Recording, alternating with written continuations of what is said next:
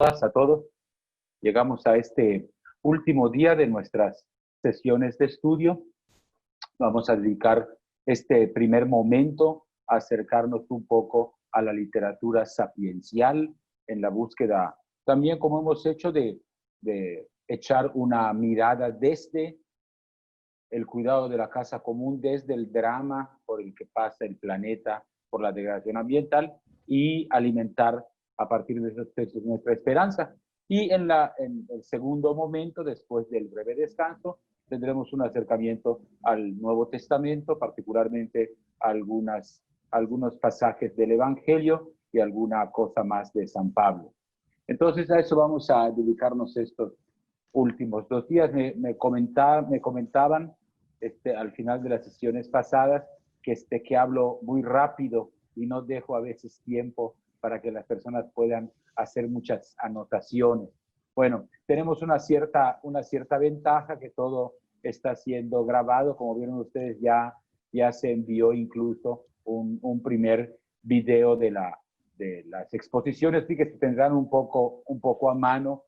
Voy a tratar de moderar un poco mi ansiedad personal por querer decir todo lo que tengo programado para decir en el tiempo tan ajustado, y dejando mejor, hablando un poco más pausadamente, y dejando de todas maneras lo que no pueda tratarse, pues ya, al fin, que todo lo que podamos aprender en esta tierra va a ser nada cuando, llegados a la presencia del Señor, lo miremos cara a cara y le podamos hacer todas las preguntas que tenemos guardadas.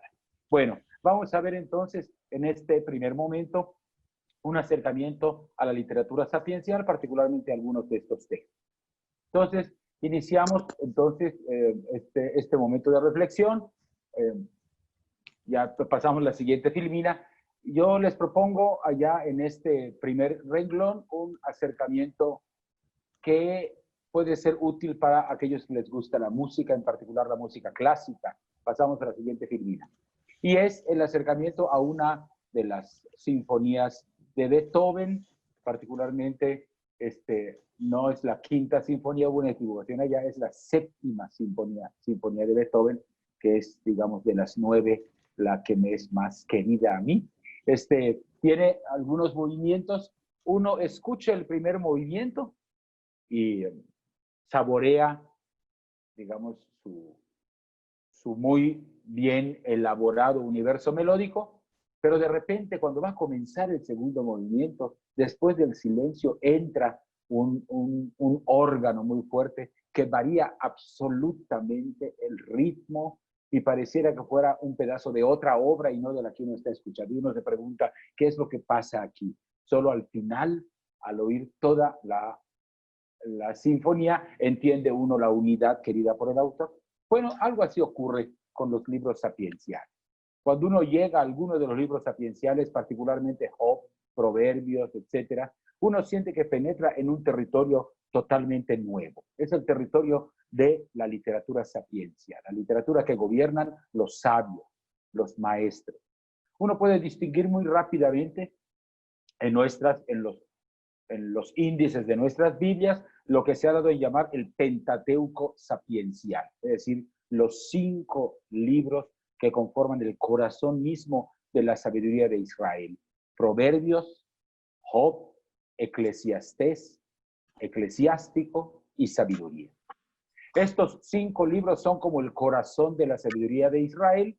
A estos 5 libros, así como el Pentateuco tiene esta referencia legendaria a la figura de Moisés, como Moisés, digamos, siendo la fuente de lo que después se convirtió en los 5 libros del Pentateuco, Salomón, el rey Salomón, es invocado como el agente, digamos, el referente fundamental de esta sabiduría. A este Pentateuco sapiencial, a estos 5 libros, se unen también algunas otras que llamamos extensiones del género sapiencial, particularmente otros libros de tinte poético y sapiencial. Por ejemplo, los libros de Tobías y Esther, muy ligados al ambiente sapiencial, pero que son más bien relatos de ficción, es decir, como pequeñas novelas con alguna enseñanza. Está los salmos y el cantar de los cantares, que son también vehículos de sabiduría, pero que tienen la particularidad de ser poemas,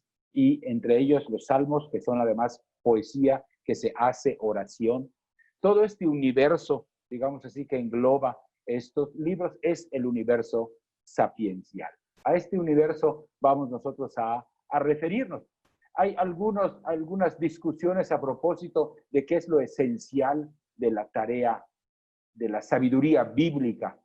La referencia que mucha gente hace inmediatamente es al primer libro de los Reyes, en el capítulo 5, la descripción de la sabiduría de Salomón. Dice: Dios concedió a Salomón sabiduría y entendimiento en gran medida, una mente vastísima como la arena que hay en la orilla del mar. La sabiduría de Salomón superó la sabiduría de todos los habitantes de Oriente y toda la sabiduría de Egipto. Fue más sabio que todos los hombres. Pronunció 3000 proverbios y sus cánticos fueron 1005. Disertó sobre los árboles, desde el cedro que está en el Líbano hasta el musgo que crece en el muro. Y también disertó acerca de ganados, de aves, de reptiles, de peces. Si hacemos caso, digamos así, a esta especie de descripción, la sabiduría se identificaría con saber y con conocimiento. Y es cierto que hay algo de saber y de conocimiento como ingrediente importante, pero no es el conocimiento, no es la razón la que define la aportación específica de la sabiduría bíblica, de la literatura sapiencial. No es ni siquiera conocimiento, no es solo conocimiento, tampoco es solo ética, como diciendo los libros sapienciales tienen como objeto que vivas mejor, que te ciñas a un orden moral, es como una imposición con autoridad. No, tampoco es exactamente una ética, porque la sabiduría no se presenta como dotada de autoridad, no te manda nada, te expone nada más un conocimiento. Así que nos preguntamos, ¿qué es lo esencial de la sabiduría? Y para responder esta pregunta nos ayudaría a iluminar el sentido de una gran parte de la Biblia. Yo conversaba con un campesino con los que trabajo y me decía: ay, padre, yo solamente apenas y alcancé, aquí decimos en México, de panzazo, es decir, arrastrando la panza, alcancé llegar hasta el cuarto de primaria. Todo lo demás que sé, la vida me lo enseñó. La necesidad me enseñó, me impidió seguir en la escuela, así que yo tuve que seguir tirando como pude, y fue así que aprendí a hacer las cosas. Todo el mundo hemos oído frases parecidas. La vida enseña muchas cosas al que tiene los oídos y los ojos bien abiertos. Hay personas que pueden no saber ni leer ni escribir, no saber de geografía ni de historia. Pueden ignorar las batallas de Napoleón, las fechas de la Revolución Francesa, pero viven la vida con ojos bien abiertos y tienen una grande experiencia. Saben cosas que los libros no enseñan y que solo la vida parece saber. A esto es a lo que llamamos sabiduría. Es a lo que a veces nos referimos en palabras modernas cuando hablamos de la filosofía de la vida. Una sabiduría que pasa de padres a hijos, de abuelos a nietos, y hace que el pueblo sencillo, a pesar de su falta de conocimientos académicos, no se desanime, siga con firmeza, con la cabeza erguida, se enfrente a la vida con un optimismo envidiable. Así hemos de entender la sabiduría bíblica. Es un saber extraído de la experiencia. La sabiduría bíblica nos da prioridad no simplemente a una virtud intelectual, a un conocimiento, sino a la capacidad de orientarse bien en la vida, de actuar con sensatez y continuo.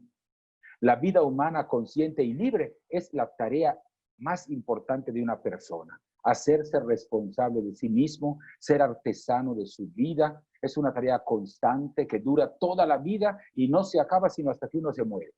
Modelar con decisiones pequeñas y grandes la propia vida, esa es la tarea que tenemos, una tarea artesanal que realizamos en base a la sabiduría que adquirimos por la experiencia. Pasamos a la siguiente filmina. ¿Cómo podrá entonces el ser humano realizar esta tarea? Es artesano de su vida, pero ¿dónde? ¿Cuándo puede aprender este oficio? El ser humano ha sido equipado con la capacidad fundamental, la destreza para modelar su propia vida. Esa destreza se llama la Jokmah.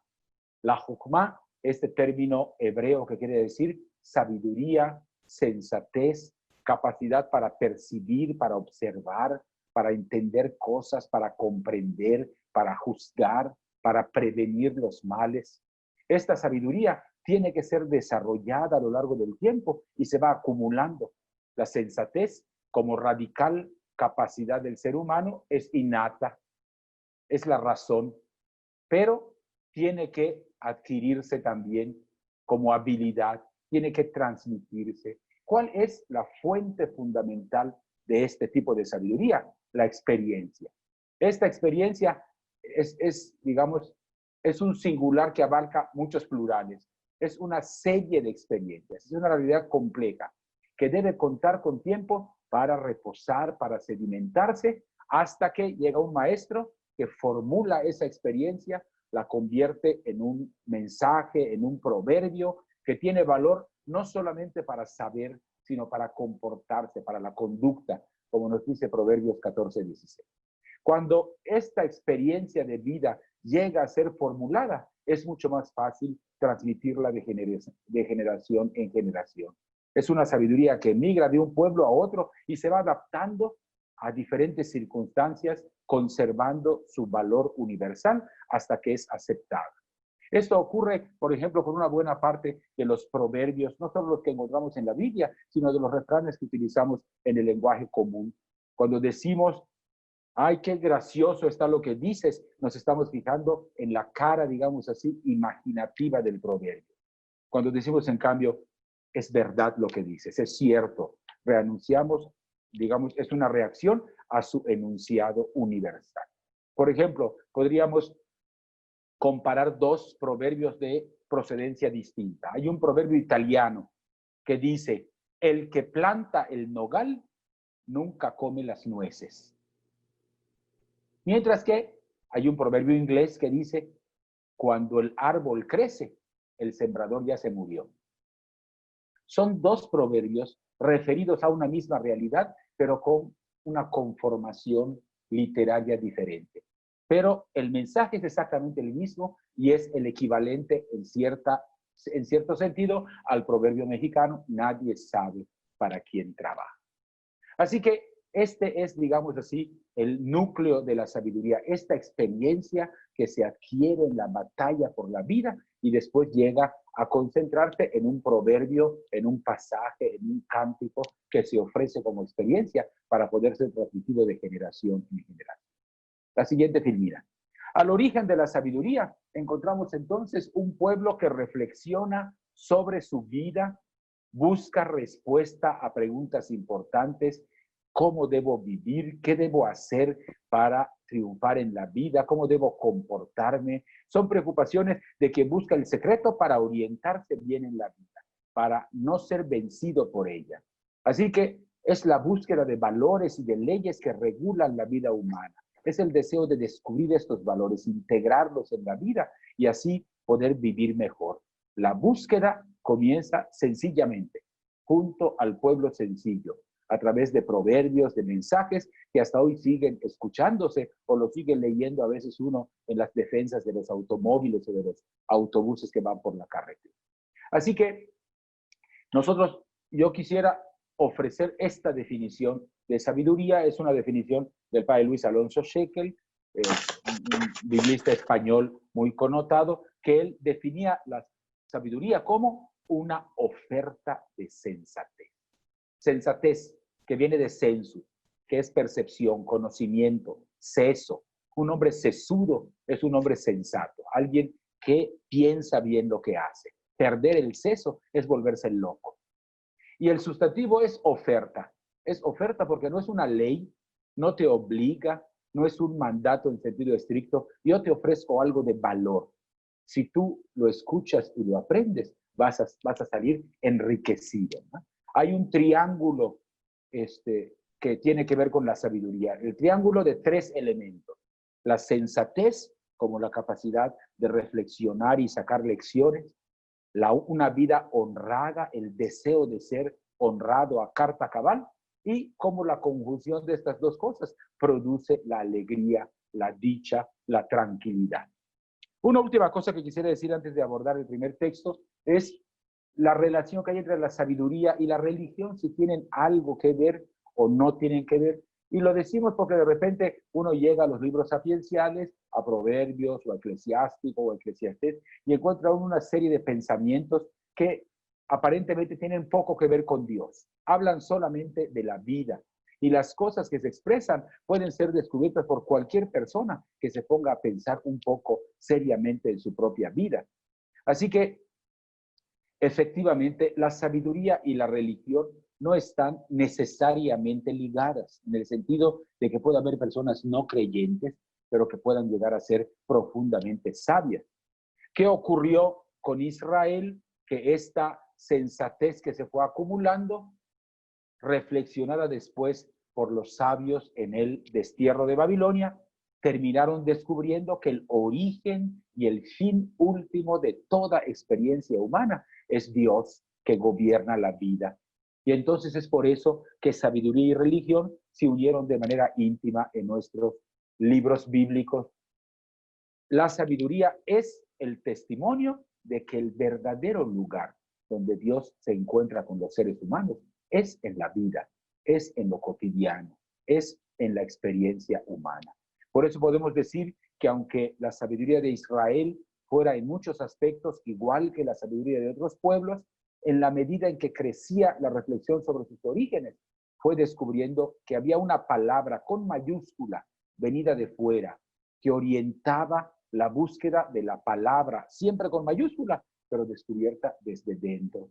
En este sentido, es, digamos, muy clara la diferencia entre los escritos proféticos, en donde hay un mensaje de Dios que el profeta transmite desde fuera y que lleva a la vida de las personas, y la obra de los sabios, que más bien lo que hacen es excavar en lo profundo de la experiencia humana para sacar la sabiduría.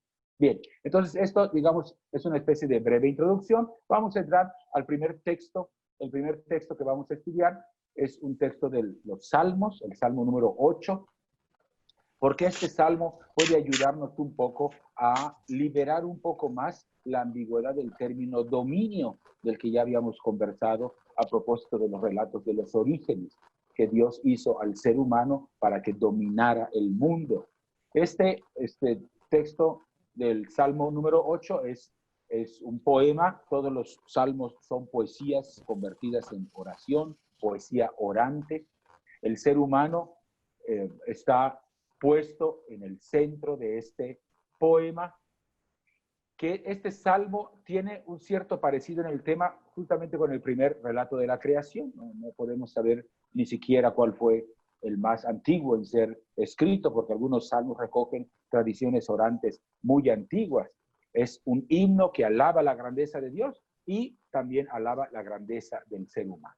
¿Cuál es, digamos así, la primera observación que hace constar que es lo que resalta el Salmo? Es esta figura de la inclusión. Es decir, hay una frase al inicio del Salmo que se repite otra vez al final, para determinar cuál es la esencia de lo que se está tratando. El Salmo número 8.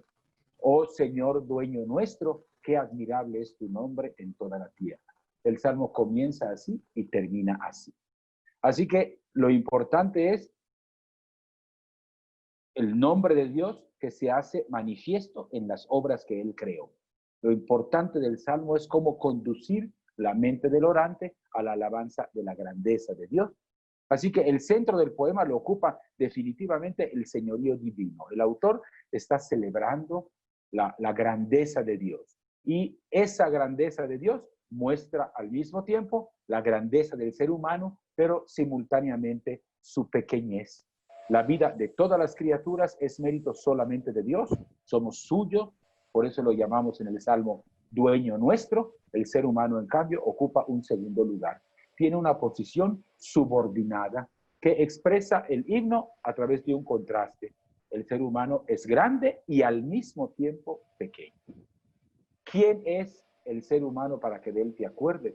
¿Quién el Hijo del Hombre para que te cuides de él? Es decir, esta pequeñez del ser humano está en contraste con el siguiente versículo, pero tú lo hiciste dueño de las obras de tus manos, le entregaste el cuidado y el dominio de las cosas.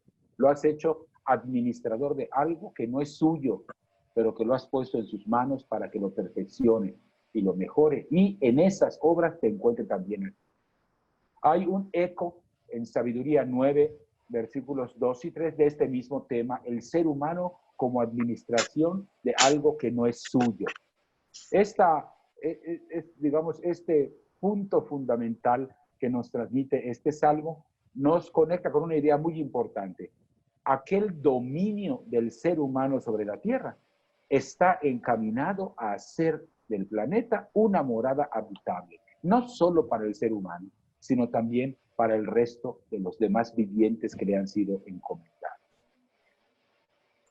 Así dice Sabiduría 9, 2 y 3. Formaste al ser humano sabiamente para que gobernara tus criaturas, gobernara el mundo con justicia, administrara la justicia rectamente. Es decir, tú eres un Dios que ha encomendado una tarea, una misión.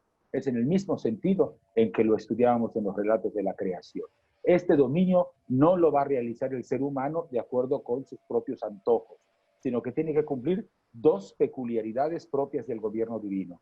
Administrar el universo y cuanto contiene conforme a la santidad y a la justicia. El gobierno del ser humano sobre las cosas creadas tiene que atenerse a las reglas básicas que Dios ha puesto. En ese sentido es que la pequeñez humana, la miseria humana, podríamos decir, aparece cuando el ser humano deja de cumplir con este mandato de Dios y ejerce un dominio desmesurado sobre las obras de sus manos. Volviendo al Salmo 8, hemos de retomar la visión del perfecto equilibrio que sobre el ser humano nos entrega este himno. El ser humano es grande por la delicada responsabilidad que tiene de administrar el mundo que Dios ha puesto en sus manos. Al ejercer su deber en esta administración, no debe olvidar su carácter de subordinado. Es decir, cuando olvida su pequeñez, sueña con una falta de grandeza y acaba por ser la bestia más salvaje del universo creado. En la siguiente filmina voy a hacer rápidamente una mención de 3 diferentes salmos. Voy a decir solamente una palabra muy breve porque no quisiera terminar sin asumir otro texto del libro de Job, es decir, del Pentateuco Sapiencia. Voy a mencionar una palabra muy breve acerca del Salmo 96, del Salmo 104 y del Salmo 148. Del Salmo 96, bueno, todos estos 3 salmos tienen como finalidad mostrar que el ser humano es el gran liturgo de la creación. Es decir, todas las obras de la creación, por propio derecho, expresan con su vida una alabanza a Dios. La alabanza a Dios de cada ser creado no depende de la valoración que el ser humano le dé, sino de su ser mismo. El Papa Francisco en la Laudato Si lo dice con una palabra hermosísima, dice, hasta la desaparición del último de los gusanos microscópicos debajo de la tierra, cuando ocurre por causa de la acción humana, es una transgresión porque impide a una criatura con su propia vida proclamar las maravillas de Dios. Este Salmo 96, que encuentra su ambiente en la fiesta de la entronización de Yahvé, se reza casi siempre en la fiesta de las tiendas o de los tabernáculos. Es un himno de alabanza en donde se sitúa a Yahvé como el rey del universo. Es la proclamación del llamado cántico nuevo. Un cántico nuevo es una expresión que aparece repetidamente en varios salmos y en otros textos bíblicos, es decir, un cántico que rompe las categorías de tiempo y de espacio y que abarca la multitud de las criaturas. Es el cántico en que ha de cantar el unísono la tierra entera en su aspecto más extenso y más universal. Después de invitar a la alabanza al rey Yahvé, después el orante es invitado a participar de esta alabanza. Se habla del esplendor y de la majestad de Dios presente en el santuario, pero en los versículos del 7 al 14 está, digamos así, los versos de mayor interés para nosotros. Los versículos del 11 al 14 proclaman en el himno que el cielo, la tierra, el mar y todo lo que contiene, todos los ámbitos que comprendía la imagen antigua del mundo, tienen que unirse a esta aclamación jubilosa en honor de Yahvé. Los campos, la vegetación, los árboles, los elementos del mundo creado, todo debe ovacionar al Creador y el Rey. Hay un sentido de universalidad que uno escucha en el Salmo cuando lo pronuncia en voz alta, sobre todo la palabra hebrea kol, que quiere decir todo, todo entero, así escuchamos en el Salmo. La tierra entera te proclama, todos los pueblos, todos los dioses serán derrotados, todo cuanto hay en el mundo te alaba, todos los árboles del campo. Es decir, la totalidad de la naturaleza entra en un espacio de participación gozosa de la gloria de Dios. Una nota interesante es, digamos, la diferencia de la colocación del ser humano en relación con la creación con respecto al Salmo anterior, al Salmo 8. El Salmo 8 presenta al ser humano como si fuera una especie de virrey de Dios, es decir, su segundo, por encima de aves, cuadrúpedos y peces. Este Salmo 96, su idea fundamental es proclamar que la soberanía universal de Yahvé implica la proclamación del universo entero que tiene que unirse en su alabanza. Hay una perfecta consonancia entre la soberanía de Yahvé como rey y su soberanía sobre la obra creada. La alabanza entonces de toda la creación en la que el ser humano queda dentro, incluido, se debe a que Dios realiza su voluntad en el mundo.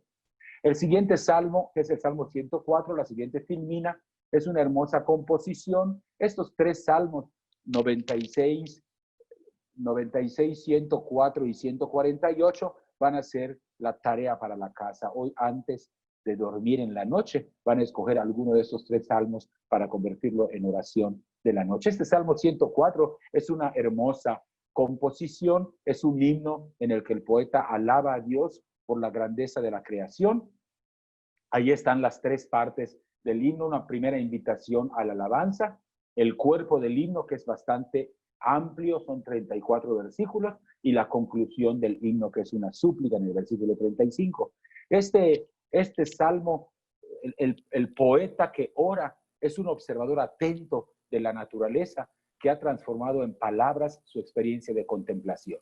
El autor mira todo desde su propio horizonte. Mira pájaros, cabras, aves, frondas, mira hacia lo lejano y lo distante, los cedros del Líbano, el mar, el sol, la luna. La mirada de esta persona que ora no es la de un curioso ecoturista moderno, ¿no? Que va allá en busca de novedades, sino del creyente que deletrea las líneas divinas en la creación.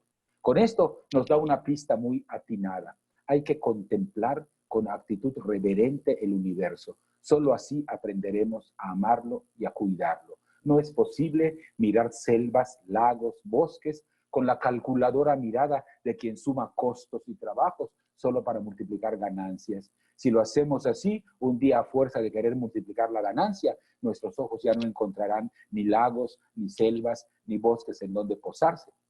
Para conseguir una actitud de verdadera preocupación y compromiso por la preservación del medio ambiente, es necesaria esta sensibilidad poética y contemplativa que nos transmite este salmo. Ahí a la derecha les pongo esta figura del merismo que se encuentra en uno de los versículos 9 y 10 del salmo. Se le llama merismo a esta figura que menciona una parte para mencionar al todo, mencionar todos los animales que pueblan el cielo, se coloca los pájaros y la cigüeña, y todos los animales que habitan en la tierra, las cabras y los tejones, diciendo que el mundo es suficientemente amplio para que quepan todos los animales. El poeta confiesa su admiración por la multitud, la perfección, el orden de la creación.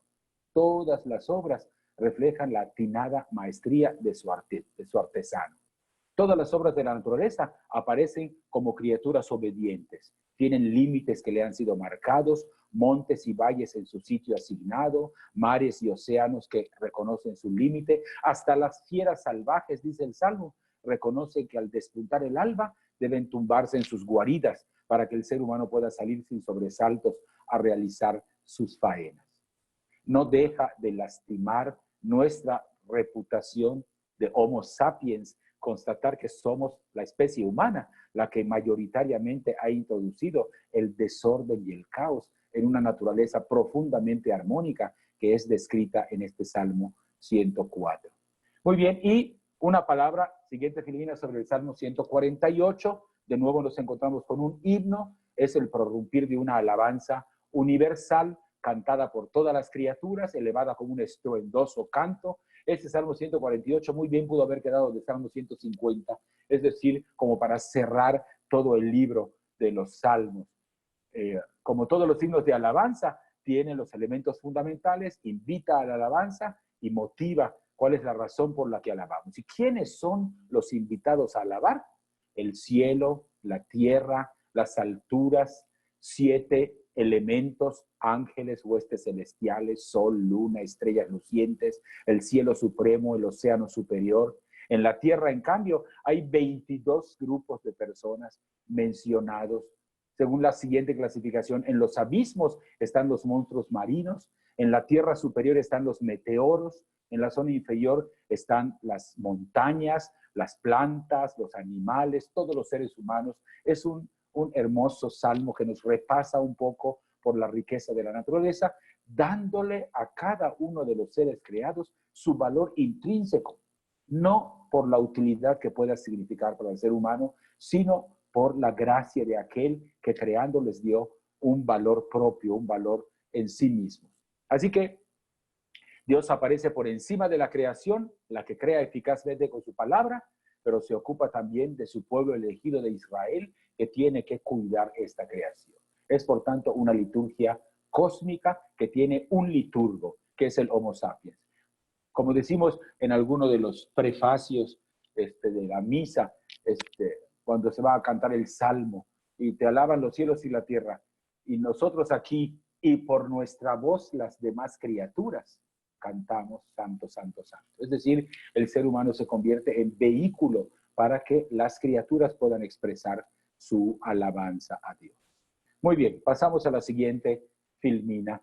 Quiero decir una palabra última sobre un texto del libro de Job, este libro del Pentateuco sapiencial. Job es, ya lo sabemos, una obra clásica de la literatura universal, uno de los libros mejor ponderados y valorados por los literatos de todo el universo, incluyendo de otras religiones.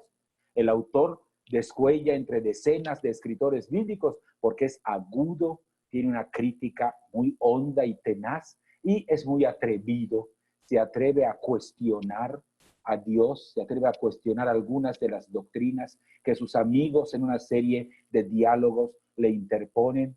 Cada vez que un intérprete tan lejano a esta obra se pone a leerla, lo tiene que hacer con una gran dosis de humildad y de respeto, porque representa un drama humano convertido en libro.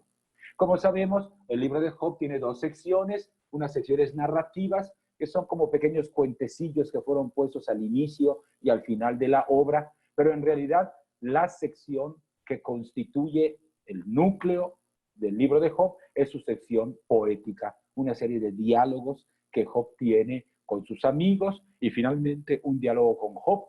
Es el cuerpo poético de la obra. Las partes narrativas son muy simpáticas, fueron seguramente añadidas mucho tiempo después, pero tienen poco que ver, digamos, con el universo poético que encierra, porque las partes narrativas, entre comillas, solucionan el problema. Job sufre en la primera parte, siendo probado por Dios, y al final, porque aguantó todos los sufrimientos, es recompensado. Digamos, cuentecito narrativo es muy hermoso, pero el centro no tiene respuestas, sino plantea preguntas. Es el drama profundo de un problema que es siempre actual, el problema del sufrimiento inocente. Un problema que arrastramos como humanidad desde el principio y a la que cada cultura ha tratado de darle una respuesta. Entendemos los sufrimientos cuando son fruto del fenómeno de la causa y el efecto. Si yo voy a una cocina económica y como 3 platos en lugar de 1 y como en exceso y después tengo un problema estomacal, nadie puede echarle la culpa a nadie más que es un efecto de una causa que nosotros pusimos. El sufrimiento como efecto de una causa es fácilmente comprensible. El problema es cuando el sufrimiento llega sin causa aparente. Es decir, cuando enfrentamos fenómenos como los que mencionaban los discípulos en el capítulo 9 del Evangelio de San Juan, cuando miraban a aquel ciego de nacimiento. Decía, bueno, ¿y esto qué pasó aquí, Señor? ¿Quién pecó, este o sus padres?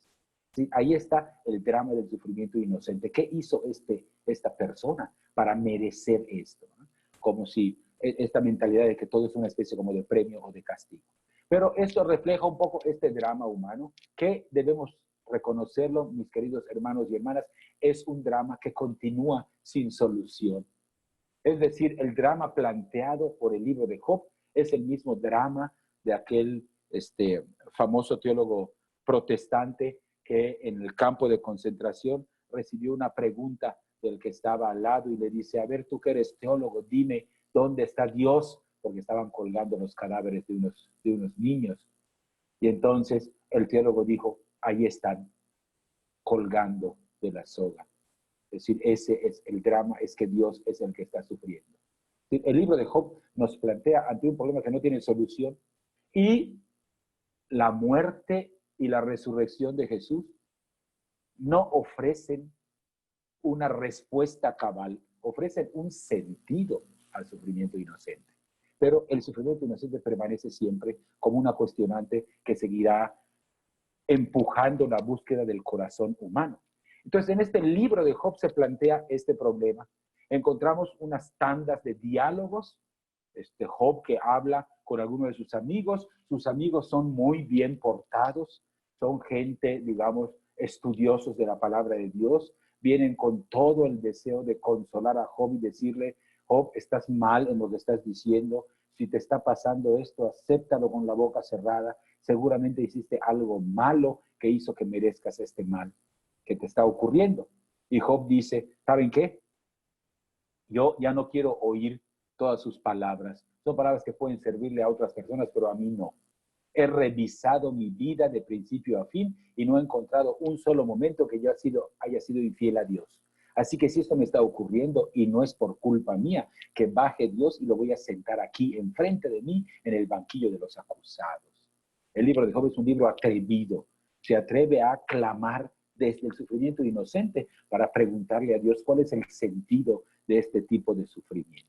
Bueno, en realidad el libro es una hermosura, hay que leerlo de cuando en cuando, con una lectura orante y humilde. Nosotros en realidad no vamos a hacer un estudio del libro, solo quiero referirme en los 5 minutos que me quedan a el último de los diálogos. Pasamos a la siguiente filmina. Job discute con sus amigos no logran convencerlo y después se enfrasca finalmente en un diálogo con Dios. Job comienza a hablar desde el capítulo 3, nunca guarda silencio, no se da por vencido. Sus amigos le dicen en su diálogo alguna respuesta, él interpone su propia réplica. Así que resulta que quien más discursos pronuncia a lo largo de su obra es Job. Sus amigos intervienen 2 o 3 ocasiones, pero él llena el libro con su manera de ver las cosas, hasta que finalmente tiene este último y definitivo diálogo con Dios que habla desde la tormenta para responderle a los reclamos de Job. Ahí está todo el diálogo, una primera respuesta de Dios, hay una confesión de Job, una segunda respuesta de Dios, otra vez Job que habla y finalmente el juicio final de Dios. Como podemos apreciar en esta lista, el texto que nos ocupa es parte de la primera respuesta de Dios a Job, en la cual quiere mostrar la grandeza de su poder. Este primer discurso de Dios, contenido en Job 38 y 39, es una réplica al desafío que Job le lanzó a Dios. Y Dios responde el desafío de Job afirmando su señorío sobre la creación y replicando que el designio divino no es arbitrario, no es caótico, como afirma Job en su interlocución, sino que por el contrario, los designios de Dios en cuanto a la marcha del universo funcionan acertada y armónicamente. Basta que el ser humano salga de su propio cascarón y deje de preocuparse solamente de sus propios problemas y lance una mirada al universo creado para distinguir cómo la sabiduría divina es la que gobierna el universo. Job había cuestionado la insensatez de un Dios que hoy envía un aguacero que todo lo inunda y mañana una sequía que todo lo agosta. Así dice Job en el capítulo 12, versículo 15. Cuestiona también una serie de trastornos que ocurren en la esfera humana, porque hay reyes que de repente son muy ricos y al día siguiente muy pobres, porque hay gobernantes que son encumbrados por su pueblo y después se vuelven locos y comienzan a explotar a la gente, porque hay ancianos que en lugar de ser sabios son tontos. Hay en los discursos de Job todas estas preguntas sin respuestas, pero este cuestionamiento, el más decisivo, ¿por qué el sufrimiento viene a romper el orden creado? Es la pregunta a la que Dios va a responderle en los capítulos 38 y 39. Y este discurso de Dios repite algunas preguntas que tienen por objetivo resaltar su grandeza y evidenciar la ignorancia de Job. A ver, Dios toma a Job de la mano y lo lleva en una especie de paseo astral. Lo lleva ahí donde comienza la luz, ahí donde nace la lluvia, ahí donde en el fondo más hondo de los océanos. ¿Quién hizo esto? ¿Quién hizo aquello? Como diciendo, el autor de todo esto, la dimensión del orbe, ¿quién puso un límite al mar? ¿Quién envía la lluvia? ¿Quién alimenta a las aves del campo? Le pregunta Dios a Job sin contestarle, porque Job está tomado de su mano en este paseo interestelar. Y hay una segunda clase de interrogantes, entonces dirigido directamente a Job, el lenguaje directo. Unas cuestiones que son como un largo rosario de preguntas a las que Job va a contestar siempre no, una letanía de interrogantes que muestran su impotencia, su pequeñez. Es como si de repente Dios en un momento situara a Job delante de la grandeza de su obra creada y le dijera, ¿sabes qué? Tus preguntas, por importantes que sean, son solo las preguntas de un ser tan insignificante junto a todo esto que está creado. Esta confesión, esta primera respuesta de Job en los capítulos 38 y 39, sin abordar directamente el problema central del libro de Job, que es el sufrimiento inocente, nos permite a nosotros apropiarnos de esta respuesta para esta cuestión de la ecología que estamos estudiando. Estos discursos de Job, en los capítulos de 38 al 41, se caracterizan por afirmar claramente el poder y la iniciativa de Dios en la obra creada, su constante cuidado y su conservación de la misma, que depende de esta fuerza que Dios ha impuesto a lo que ha creado, su efectiva preocupación por la alimentación de los más diversos seres que forman el universo. Pregunta Dios, ¿quién provee al cuervo de sustento cuando chillan sus pollitos alocados por el hambre?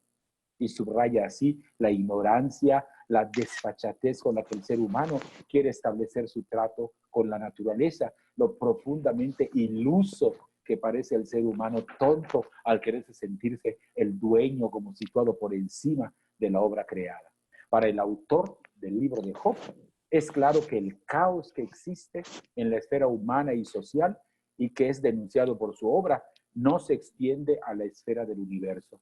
El ser humano tendría que aprender del universo, tendría que aprender de los ciclos. Por ejemplo, nosotros que estamos ahora sufriendo todo este asunto del sistema agroalimentario que provoca tantas enfermedades y tantos virus que se diseminan por el mundo, es una problemática que está directamente ligada a una acción forzada de parte del ser humano cuya única finalidad es el lucro. Lo comentábamos ya desde ayer, las gigantescas granjas de animales que rompen todo tipo de equilibrio, los monocultivos que abarcan kilómetros y kilómetros de una sola especie, con todo el efecto de desgaste de la tierra por no tener el microecosistema que le permite entrar en interacción con otras especies. Estas acciones del ser humano, que son la causa de la degradación ambiental, son acciones motivadas porque el ser humano ha perdido el seso, ha perdido la sabiduría. Tiene una posibilidad de encontrarla, nos dice hoy el libro de Job, si se convierte otra vez en observador, en mirador contemplativo de la grandeza y de la armonía de la obra creada. Cuando el ser humano se sale de su propio universo, de su egocentrismo y mira en cambio la perfección inmensa, la enorme armonía que subsiste en el universo creado, puede aprender otra vez y otra vez con humildad decir, tenemos que regresar a lo pequeño. Ya ven ustedes que toda esta tendencia que acompaña, digamos, a la nueva cosmología, no hay que crecer, sino decrecer. Hay que ser austeros en el uso de las cosas, hay que reciclar, hay que reusar.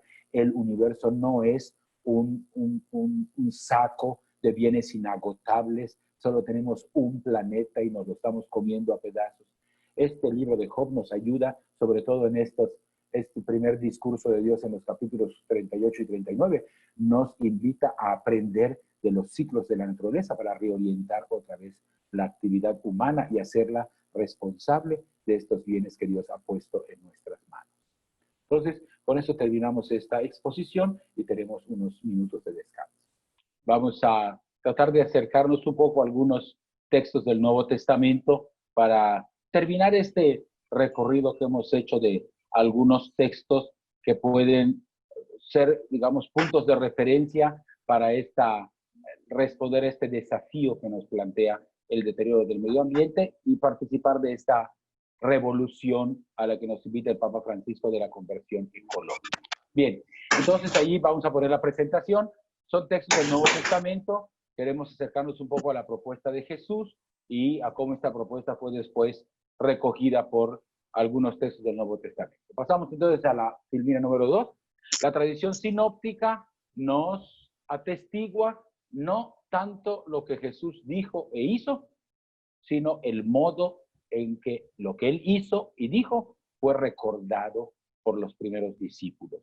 En otras palabras, nosotros tenemos una serie de textos, 27 textos en el Nuevo Testamento, que atestiguan el impacto que los hechos y las palabras de Jesús causaron en los oyentes de la primera generación. Lo que realmente tenemos en las primeras transmisiones de lo que conocemos como evangelios son los recuerdos de los primeros discípulos. No es el mismo Jesús, sino el Jesús recordado, aquel que alimentó después la vida de sus comunidades. Bien, pasamos a...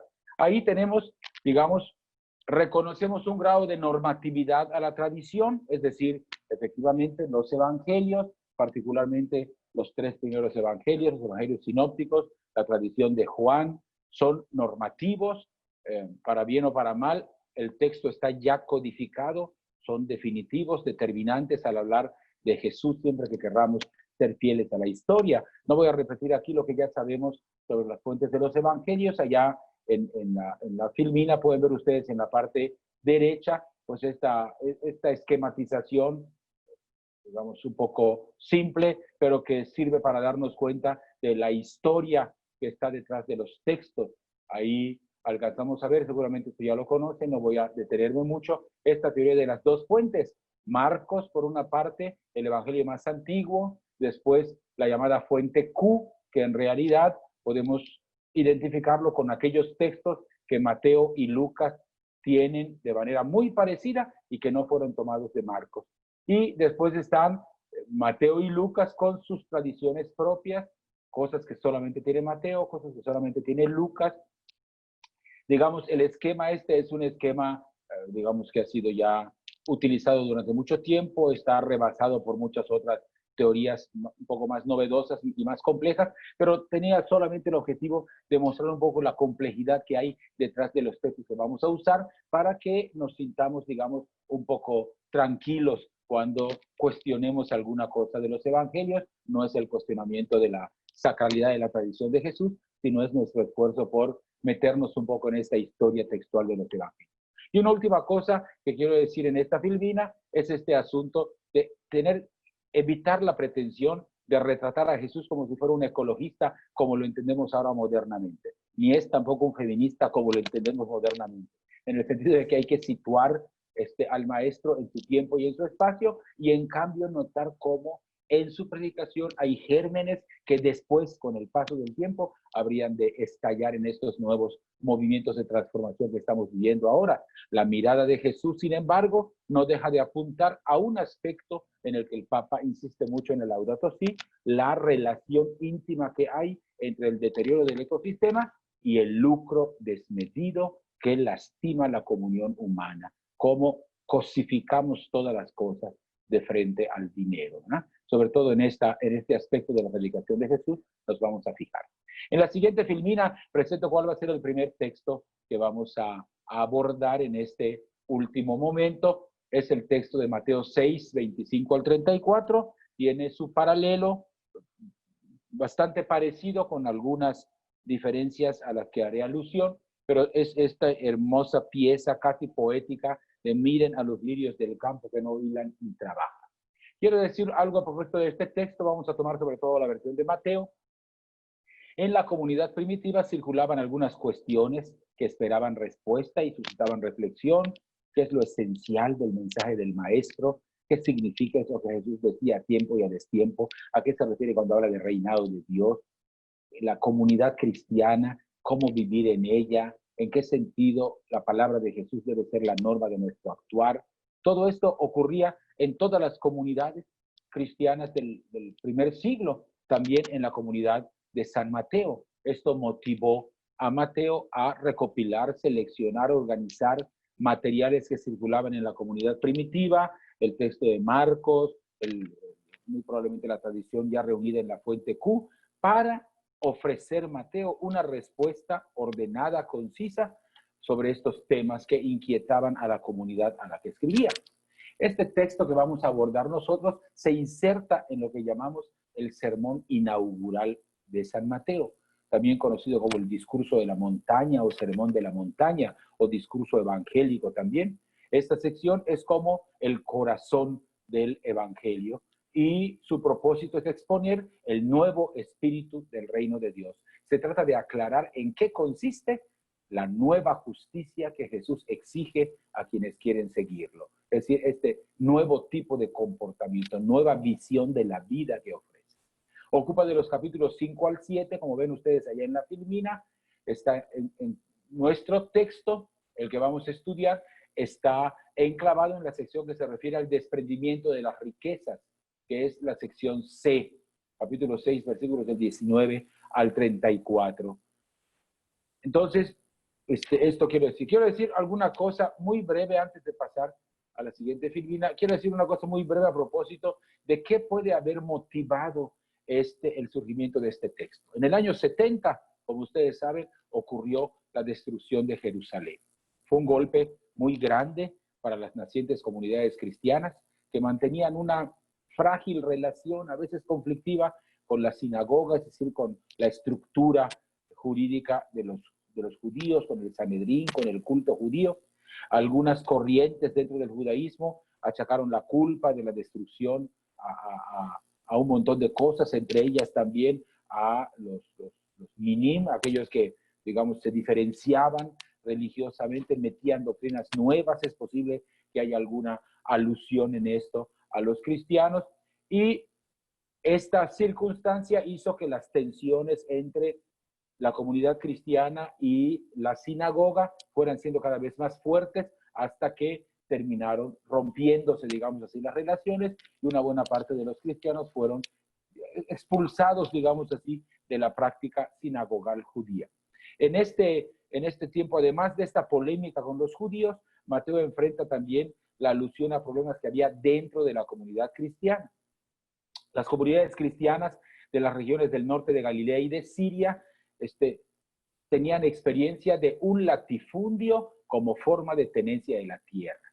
Los impuestos de Roma eran muy pesados, era una región con un alto índice de desempleo, la mayor parte de la gente eran obreros asalariados, es decir, jornaleros que se reservaban para trabajos pesados, que habían perdido su tierra y ofrecían su fuerza de trabajo. En ese sentido, la situación social del lugar hace que la comunidad de Mateo estuviera muy atenta a las palabras que Jesús pronunciaba cuando presentaba el reino de Dios como una lógica de vida distinta de la acumulación y del lucro que ellos habían experimentado de sus patrones y de los latifundistas de la Palestina de aquella época. En una situación de monopolio de riqueza junto a una pobreza degradante, Jesús anunciaba una nueva lógica, la lógica del compartir, de la solidaridad, del desprendimiento en favor de los necesitados. El Evangelio de Mateo, en alguna de sus páginas más logradas, nos deja claro cómo se va a definir la vida al final por nuestra actitud hacia los pobres y desamparados. Me refiero al texto de Mateo 25, 31 al 46, en esta parábola de el fin del mundo, cuando el rey viene y divide ovejas y cabritos. Pues bien, el Sermón de la Montaña es este material que no solo trae el Evangelio de Mateo, también viene con algunas modificaciones y un poco más disperso en Lucas, pero que pertenecía ya muy probablemente a esta fuente original, la fuente común. Ahora sí pasamos a la siguiente. Esta fidelidad o nueva justicia que que Jesús pide a sus discípulos en esas secciones que habíamos mencionado, tiene que ver mucho con la relación entre Jesús y la naturaleza. El texto que vamos a estudiar tiene un antecedente. Está inmediatamente después de la sección en la que Jesús declara: no pueden ustedes servir a dos señores, o sirven a Dios o al dinero. Es decir, es un texto metido como parte de una propuesta de Jesús de ir en contra de lo que llamaríamos la lógica del capital, la lógica del interés y del lucro.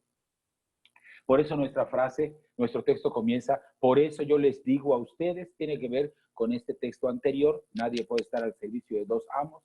Así que el tenor de nuestro texto es subrayar el desprendimiento de las riquezas, de manera particular en esta sección, el abandono en la providencia, para romper la lógica que pone la confianza humana en las riquezas. Allá en los versículos del 26 al 30, Jesús hace referencia a la naturaleza para confirmar su enseñanza. La enseñanza de Jesús es: hay que abandonarse en las manos del Padre. La confianza del ser humano no debe ser puesta en la riqueza, en el acumular de los bienes. Y entonces la lógica del reino implica revolucionar este tipo de valores, y para fundamentar esta propuesta revolucionaria de Jesús, hace alusión a la naturaleza. Jesús nos invita a contemplar a las aves, a las flores del campo. Con un ejercicio agudo de observación, seremos capaces de deducir de la belleza de las aves y de las plantas el comportamiento del mismo Dios. Algunos han acusado a este texto de romántico, ingenuo, esto de mencionar pajaritos y flores como si fuera un texto solo romántico, que ha sido despreciado por eso, por malentendido, digo yo.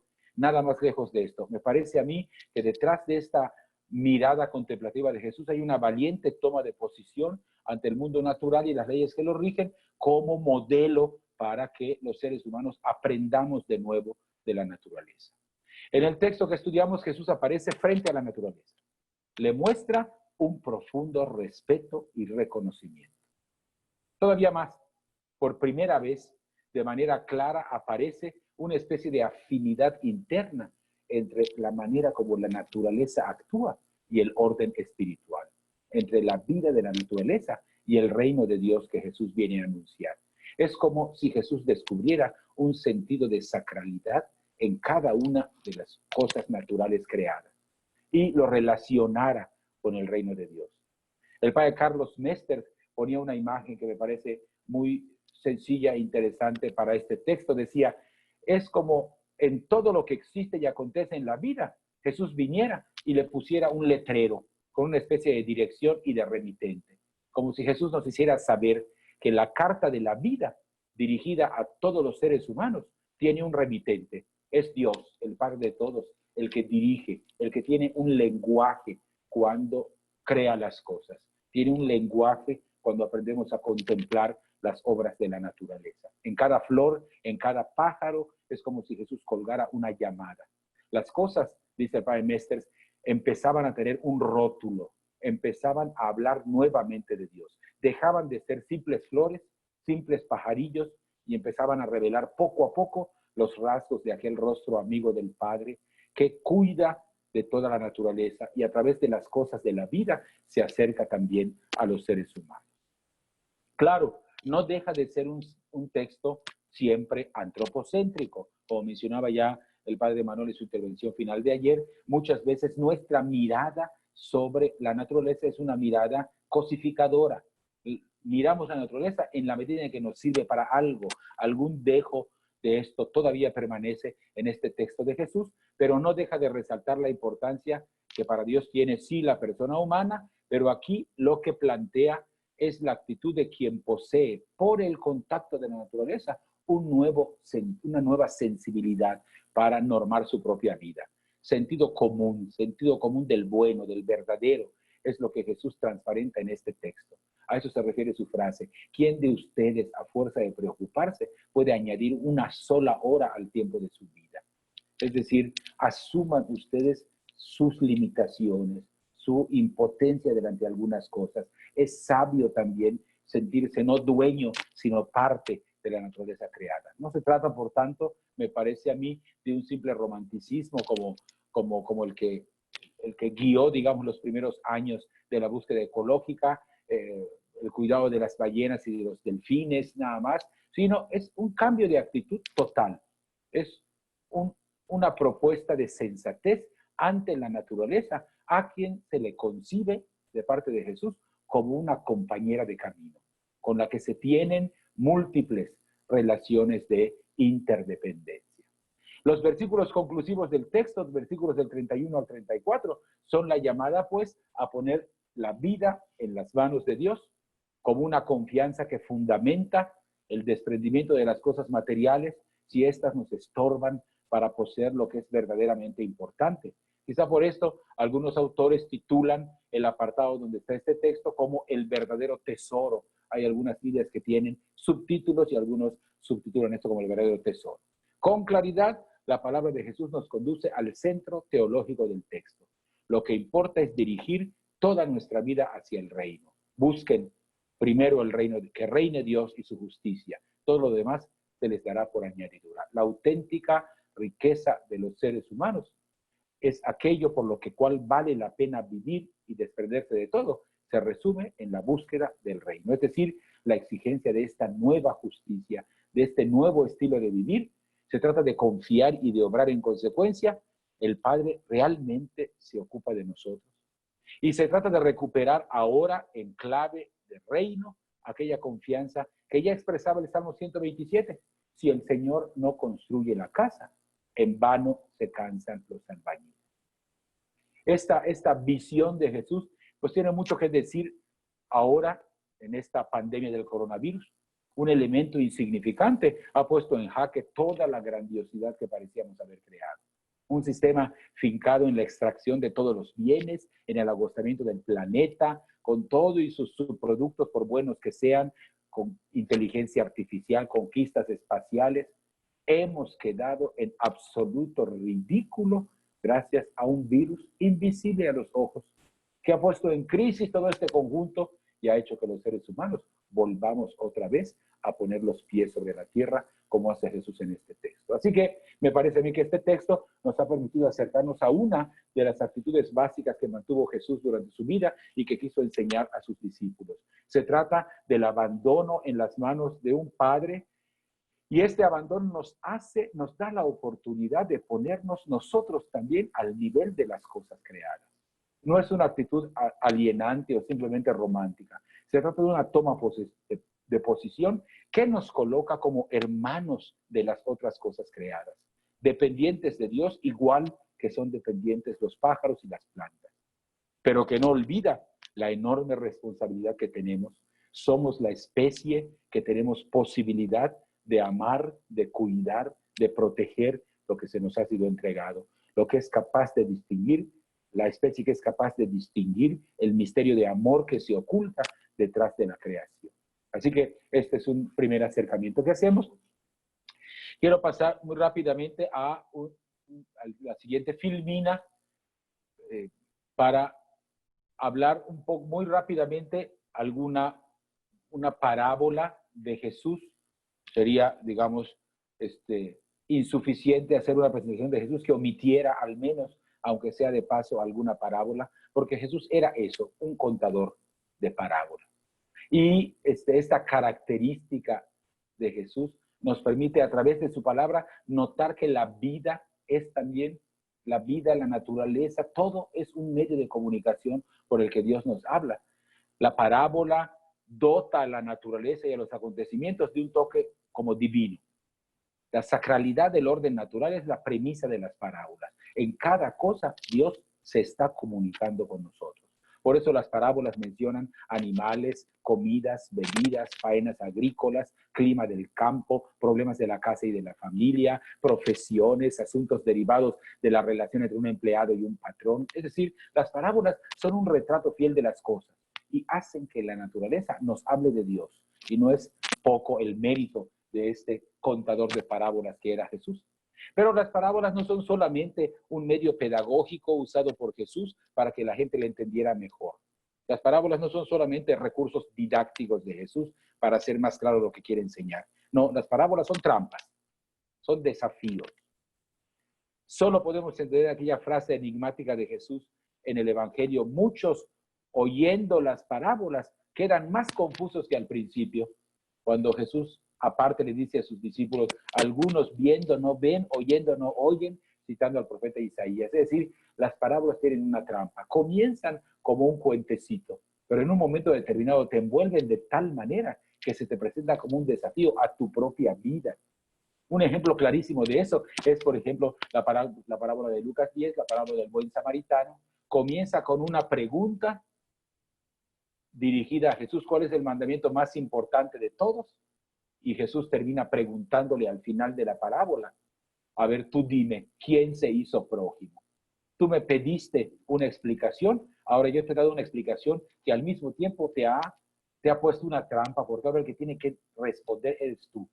La parábola tiene un poco ese sentido, ¿no? Muy bien.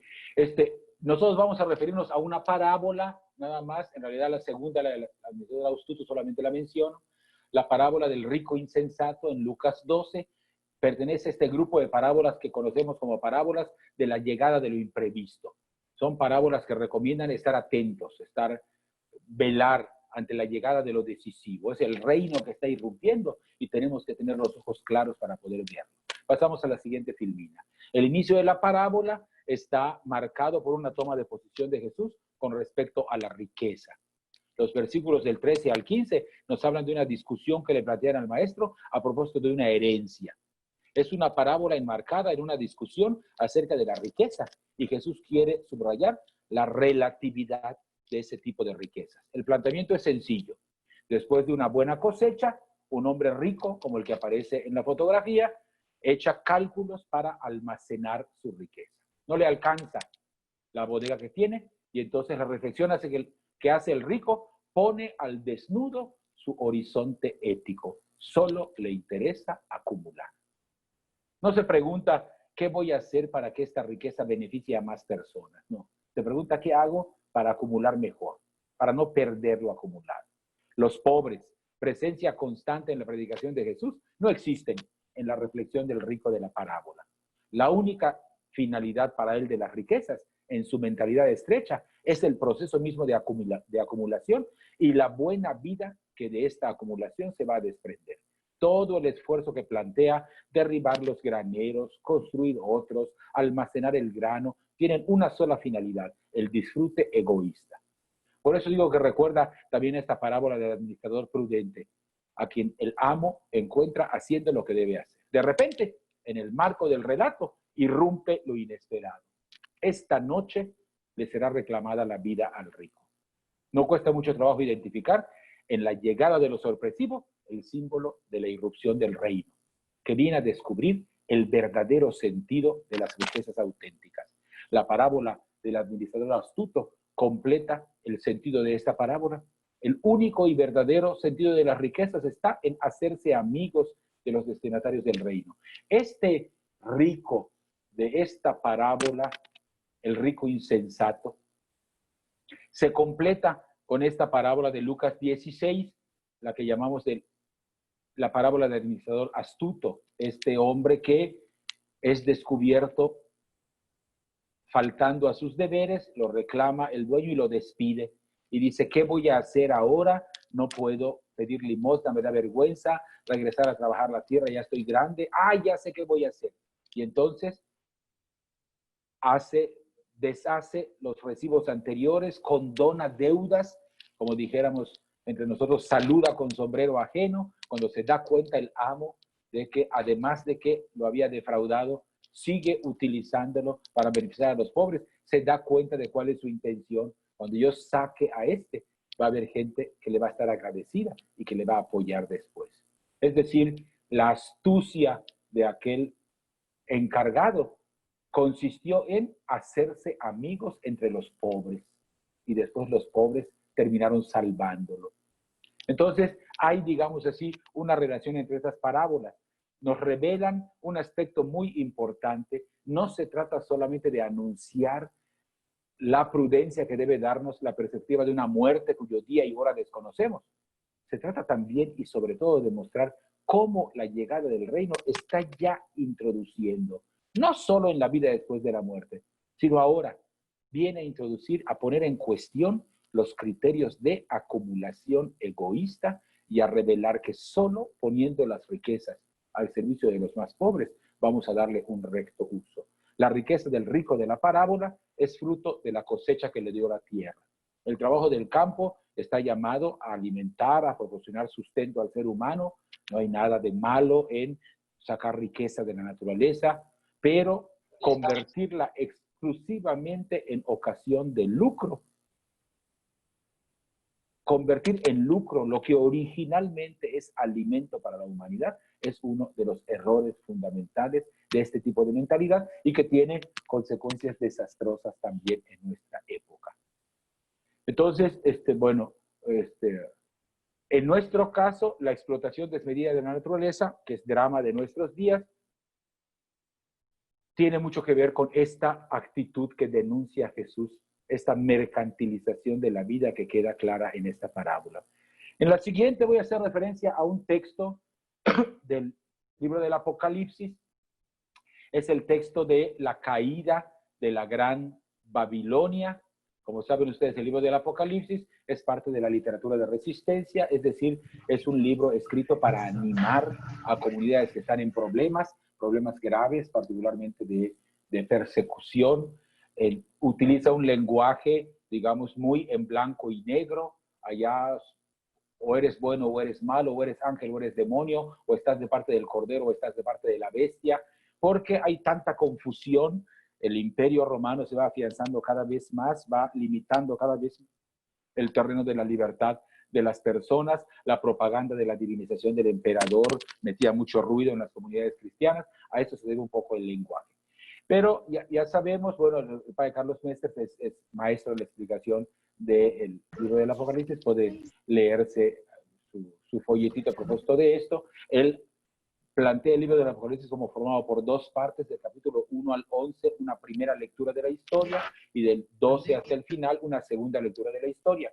En esta segunda parte, del 12 en adelante, está situado este texto, capítulo 18, versículos del 1 al 20, que es el texto de la caída de Babilonia. Es la ciudad planteada como una sociedad de lujo sin frenos. La descripción de la Gran Babilonia es aterradora en el texto. Se contempla la derrota de una ciudad que algún tiempo fue símbolo de triunfo y de vida nueva. El autor la presenta de manera irónica. Es morada de demonios, refugio de pájaros impuros. Alguna de las características de esta ciudad es su lujo, su comodidad, su explotación sin frenos, carente de toda perspectiva de futuro. La recomendación para el pueblo de los consagrados es alejarse de esta ciudad para no hacerse cómplice de ella. La destrucción de Babilonia es inevitable. El juicio negativo de Dios sobre ella es un desastre que va a conmover todo el ecosistema. Aparecen plagas, epidemias, hambres, incendios.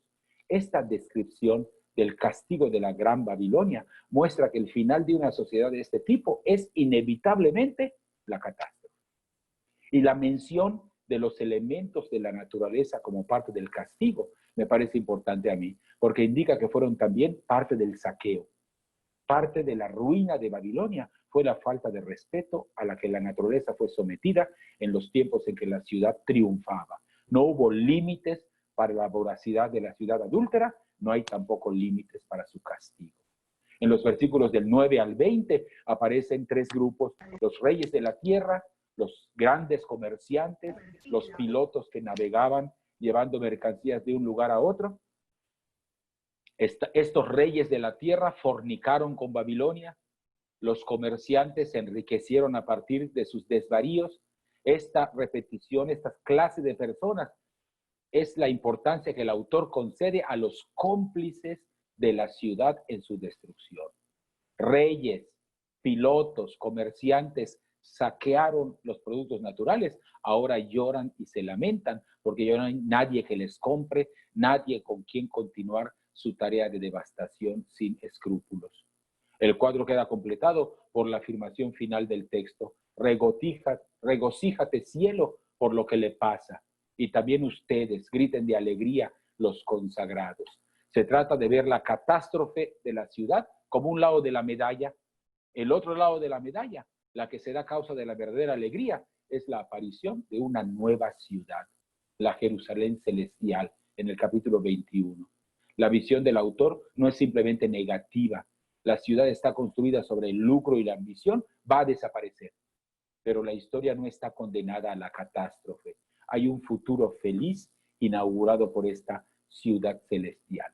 Yo creo que este mensaje del libro del Apocalipsis tiene una resonancia especial en nuestro tiempo. Tenemos sociedades construidas a espaldas de Dios, a espaldas del ser humano, especialmente de los débiles, a espaldas de la naturaleza entera. Sigue habiendo, digamos, estos jinetes devastadores. Y esta visión de esperanza implica que delante de la caída de los sistemas siempre hay un germen de vida nueva que puede surgir. Y yo digo, mis hermanos y hermanas que me escuchan, no hay que esperar para comenzar a hacer surgir el mundo nuevo a través de nuestras prácticas pequeñas. Yo les digo, no tengan miedo de iniciar, de tener iniciativas, por pequeñas que sean, de recuperación de la armonía con el medio ambiente, porque en esas pequeñas iniciativas está la promesa de un cambio de rumbo. Yo les coloco allá en la parte final un link, www.uyitskaam.org. Es una página en la que me voy a hacer un poco de propaganda. Es la organización en la que, con un montón de campesinos y campesinas mayas, colaboro desde hace cerca de 25 años. Es una organización cuya única pretensión es acompañar campesinos y campesinas mayas que quieran relacionarse más respetuosamente con el medio ambiente, que busquen en las profundidades de su propia espiritualidad maya peninsular, en este caso, que es la etnia a la que pertenecen los campesinos con los que yo trabajo, y de su riqueza sacar fuerzas para tener un nuevo tipo de relación con la madre tierra, entrar, digamos, en esta nueva construcción de un nuevo tipo de relación entre las personas y también con la tierra. Entonces, pueden asomarse un poco a esa página, ver un poco lo que hacemos allá. Bueno, muy bien, esto es una propaganda. Y ya, la siguiente, Filmina, voy rápidamente, me quedan 5 minutos para poder dejar un espacio para preguntas y respuestas. No se puede terminar un estudio de textos que tengan que ver con el ecosistema sin mencionar un poco este fragmento de la Carta a los Romanos, muy famoso por la naturaleza que gime, fue utilizada ya en la oración, creo que del día de ayer, es parte de la Carta a los Romanos. Sabemos que Pablo no fundó esta comunidad, era una comunidad, digamos, que fue fundada por otras personas. Él tuvo relación con esta comunidad para pedir chance de que en su viaje a España pudiera pasar por allá. Es la Carta a los Romanos. Es la carta más tardía, digamos, una de las últimas que escribió Pablo, y una carta de madurez, digamos, amplia, que a partir de un motivo casi intrascendente, avisar, puede ser que yo pase por Roma, serían tan amables de recibirme. Y a partir de eso, hace una reflexión de las más amplias acerca del evangelio que Pablo ofrece. ¿Cuál es su mensaje fundamental? Bueno, ahí está, digamos, la división de la carta. Es solamente para que ustedes la vean. Inmediatamente después pasamos a la siguiente filmina. Tenemos la división del texto en el que nosotros estamos, el gemido de la creación, son estos versículos de 18 al 25. Ahí están los versículos en donde aparece la exclamación de Pablo. El texto al que nos referimos está en la sección de cómo debe ser la vida cuando es conducida por el Espíritu. Aparece Pablo hablando de la creación que espera impaciente se asoma impaciente para ver la revelación futura que van a vivir los cristianos. Esta tensión a la que está sometida la creación muestra una relación íntima en la obra de salvación que Dios ha realizado en Cristo y que afecta por igual a seres humanos y a naturaleza. La suerte de los seres humanos está íntimamente ligada a la suerte de la naturaleza misma. La aseveración de San Pablo, la creación está sometida al fracaso, no por ella, sino por aquel que la sometió. Muy probablemente la alusión del texto es al capítulo 3, versículo 15 del Génesis. Es Dios el que habría sometido a la tierra a estos dolores especiales, pero en una nueva lectura nuestra, aprovechando la posibilidad que una hermenéutica del cuidado del medio ambiente nos permite lanzar sobre este texto, digamos, el sufrimiento de la naturaleza está directamente ligado a la transgresión de Adán, del viejo Adán que llevamos dentro, y muestra que el destino y la situación de la creación dependen también del sentido y del destino que los seres humanos le hemos dado. Entre humanidad y creación hay una unión íntima. La naturaleza termina sufriendo de manera inocente las consecuencias del pecado de los seres humanos. Todo esto se menciona por Pablo, pero se menciona también para darle una perspectiva positiva. También la naturaleza será liberada de esta esclavitud que significa decadencia, corrupción. Hay estos dos gemidos que manifiestan que estamos ya redimidos por Cristo, pero no hemos llegado todavía a la plenitud de nuestra condición. Gemimos nosotros porque ya tenemos el Espíritu Santo, pero todavía no estamos en la plenitud del reino. Estamos salvados, es cierto, pero el poder del pecado todavía opera en nosotros. Esta situación de corrupción también está en la naturaleza, hace que la creación entera también gima. Hay contradicción entre aquello para lo que la naturaleza fue creada y su situación actual de corrupción. Por eso la creación gime, porque hay un desbalance entre aquello para lo que fue creada, el objetivo y la finalidad que Dios le puso a la naturaleza como revelación de su presencia y la utilización que los seres humanos hemos hecho de ella.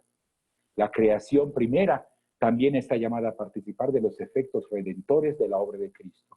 La posesión del Espíritu no distancia a los cristianos de la creación, sino nos conduce a solidarizarnos con la creación para que sirva para su liberación definitiva, para su transformación en un cielo nuevo y una tierra nueva. Bueno, teníamos todavía alguna cosa más que ver, pero creo que voy a suspender aquí para que haya oportunidad de hacer algunas preguntas y algunos intercambios. Padre, ayer quedaba una pregunta que nos hacía Arturo Peña, que si sería posible, bueno, su opinión acerca de la manipulación genética, la transformación de la información genética con supuestos fines alimentarios, considerando que vive en una de las regiones en México que están, él es biólogo y él está trabajando también en este sentido. Arturo Peña. Sí, bueno, no. Perdón, Sí. junto a eso también hay otra que hace Mario Massín, el hermano de Uruguay, muy similar, que dice sobre las prácticas de las tecnológicas y sus avances, que a veces son para bien y a veces para mal, y cómo conjugar esta cuestión de la manipulación con el cuidado de la naturaleza. Sí. Bueno, no me especializo mucho en eso, pero tengo sí efectivamente una opinión. A mí me parece que el estado actual de la degradación medioambiental nos ha liberado de muchas, digamos, construcciones un poco falsas en las que basábamos nuestro desarrollo. Una de ellas, lo he repetido ya incontables veces, una de ellas es pensar que el mundo tiene una capacidad inagotable, es decir, no importa que desperdiciemos, siempre va a haber allá, puedo meter la mano al saco. Esta, digamos, manera de pensar se ha caído a pedazos con el desastre medioambiental actual. Pero también, gracias a Dios, ha caído otra de estas ideas que no siempre resultaron en bien, una especie de endiosamiento de la búsqueda científica, en el sentido de no discernir, o sea, digamos, como si ciencia fuera una etiqueta que justifica y la valoración de alguna cosa, y entonces no puede decirse nada a propósito de la ciencia. Bueno, lo primero que tenemos que decir de la ciencia es que la ciencia es parte de esta adquisición de experiencia humana a la que nos referíamos en la primera sesión. Es decir, no es una tarea nunca acabada. Postulados que se consideran científicos en el sentido de científico como verdadero hoy, terminan no siéndolo el día de mañana. Es decir, tenemos que ser bastante más humildes y en realidad hay que decir que una buena parte de esta visión de la ciencia como todopoderosa y a la que no se le puede decir nada en contra, es más bien de los divulgadores de la ciencia. Los verdaderos científicos conocen perfectamente bien su propia limitación y son muy cuidadosos siempre en decir hasta lo que llevamos investigado, esto es lo que entendemos o lo que vemos. Todas las cosas pueden cambiar siempre, ¿no? Entonces, eso es bueno que nos haya liberado un poco de eso, porque efectivamente en algunas de las cosas la ciencia nunca es totalmente neutra. La ciencia, la producción científica está vinculada a un montón, digamos, de otro tipo de condicionamientos que tienen que ser considerados según el resultado. Bueno, por ejemplo, la bomba atómica es científica. Científica estrictamente hablando, en el sentido de que es un compuesto descubierto. El problema es para qué se usa. Es decir, la ciencia en sí misma, digamos, no siempre es neutra, viene acompañada de un determinado proyecto de vida. Digo esto porque creo que las preguntas en ambos casos están referidas más bien a las tecnologías asociadas a la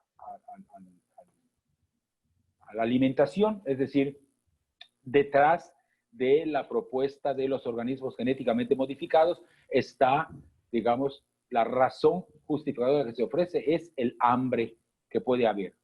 Delante del drama del hambre, entonces nosotros producimos alimento para que esa hambre sea combatida. Ese es el discurso. Y es el discurso incluso de Monsanto, una de las mayores empresas que financian este tipo de búsqueda. Es un discurso totalmente hueco. Es un discurso hueco. En realidad es una careta bajo la cual se esconde el deseo de lucro. El verdadero problema que tiene que servir para que juzguemos los avances científicos en relación con la tecnología de los alimentos tiene que ver con si el avance científico está puesto al servicio de qué concepción del alimento. Si el alimento, la alimentación humana es un derecho a salvaguardar, se produce un tipo de ciencia. Si en cambio la alimentación es considerada solamente como una mercancía para lucrar, produce otro tipo de investigación científica. Entonces, no, los especialistas tendrán que decir las cosas a favor o en contra de la manipulación genética, pero lo que nosotros podemos decir desde el punto de vista, digamos, del orden, digamos, de pensamiento moral o religioso, es que todo avance científico tiene que ser juzgado de acuerdo un poco al tipo de proyecto de vida humana y cósmica que quiere fortalecer. Entonces, puede ser un avance científico muy importante para salvar vidas y puede convertirse en un arma para eliminar personas, el mismo acontecimiento científico. ¿Verdad? Entonces, yo, digamos, me parece que más en esta línea de discernimiento tendríamos que buscar enfrentar esos problemas de la manipulación genética. Con permiso, pido permiso al equipo y a todos. Mario, yo me gustaría temas prácticos para trabajar en las comunidades. ¿Qué cosa? ¿Cómo? ¿De qué manera acentuar el trabajo para esta defensa de todo el medio ambiente? Porque estamos enfrentando un monstruo y yo solo, otro solo, no pueden. Pero cuando vamos haciendo trabajo en conjunto podemos darnos una mano. Pero ¿cómo? ¿De qué manera? A ver, por favor. Pues miren, ¿no? Esto a lo mejor va dirigido más para todos, no solamente para mí. Yo nada más les ponía justamente ese link porque ahí compartimos muchas experiencias, de 25 años de trabajo, de acompañamientos de grupos de campesinos y campesinas del pueblo maya peninsular.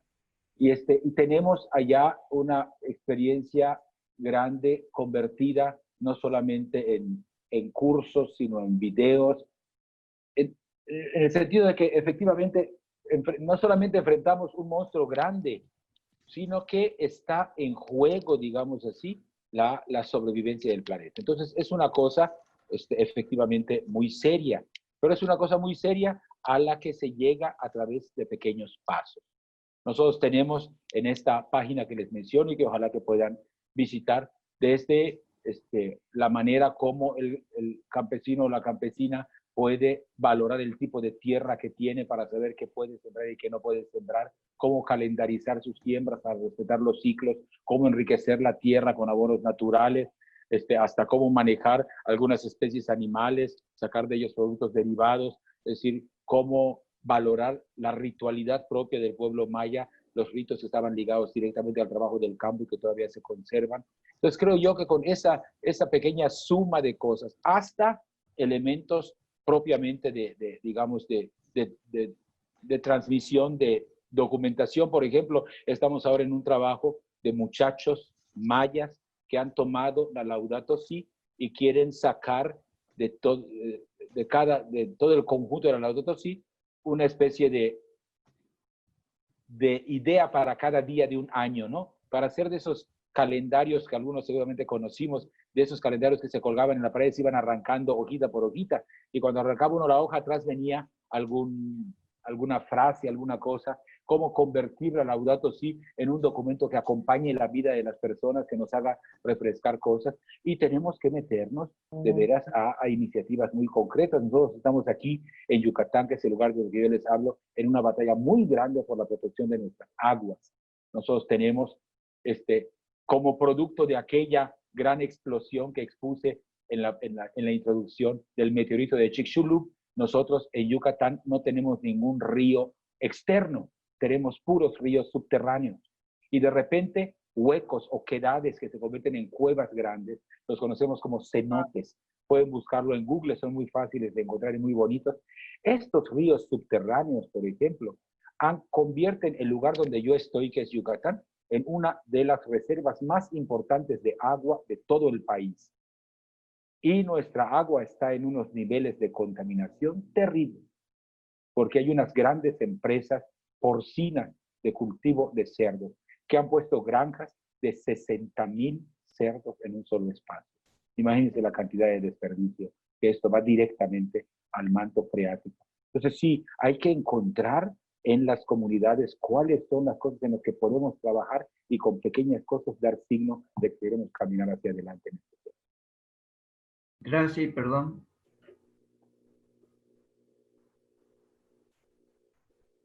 Pues muchas gracias. Bueno, queriendo ser muy respetuoso de los tiempos, sé que quedan algunas preguntas, pero las vamos a dejar para que las reflexionemos quizás en otro momento. Hacerles un recuerdo antes de ir cerrando. Pedirles primero que todos puedan abrir sus cámaras para una gran foto que va a sacar el equipo por las pantallas. Y decirles que este lunes continúan los encuentros sobre Sagrada Escritura y COVID-19. Este lunes, a la misma hora que hemos tenido estos encuentros, es el tema sobre los sufrimientos presentes de Romanos 8, del que nos hacía mención el padre Raúl, y lo va a hacer el biblista Felipe Legarreta. Así que ahí está el programa. Les vamos a hacer llegar por correo también la invitación para que puedan entrar, ¿no, Gerardo? Tú la podemos compartir. Quiero, bueno, agradecer a todos de nuevo, ¿verdad? Su paciencia, al equipo que me invitó, a Linda y su amabilidad también. Ella me había mencionado también, ya en 2 ocasiones me mandó un mensaje que a ninguno de los dos le contesté, a propósito de algunos libros que yo he escrito. La cosa es que yo en realidad escribo, no vendo. Entonces, pero de los libros que yo he escrito, que pueden encontrarse actualmente en librerías, está uno sobre la carta a los hebreos y las cartas que no son de San Pablo, en la colección de Verbo Divino, de la editorial Verbo Divino, y tengo uno sobre, ahorita también que está en venta que se llama Dios Defensor de los Derechos Humanos en la Biblia. Eso está publicado por la editorial San Pablo, de los Paulinos. Entonces, que son los que ahorita se pueden conseguir, porque me había preguntado Linda que yo lo dijera, pero en realidad yo ni tengo ni sé de mis libros. Ahí en algunas librerías pueden preguntar por ellos. Y agradecer a todos, ¿verdad? Muchas gracias. Gracias, padre. Muchas gracias. Muy amable. Muchas gracias. Bueno, gracias a todos y a todas. Creo que podríamos darnos un aplauso virtual. Gracias. Muy bien. Salmir. Bravo, Almir. Despedirnos. Bravo. Por el apoyo. Bravo a todos. Gracias y Gracias. que todo vaya lindo. Ya les avisaremos si hacemos o armamos otro encuentro.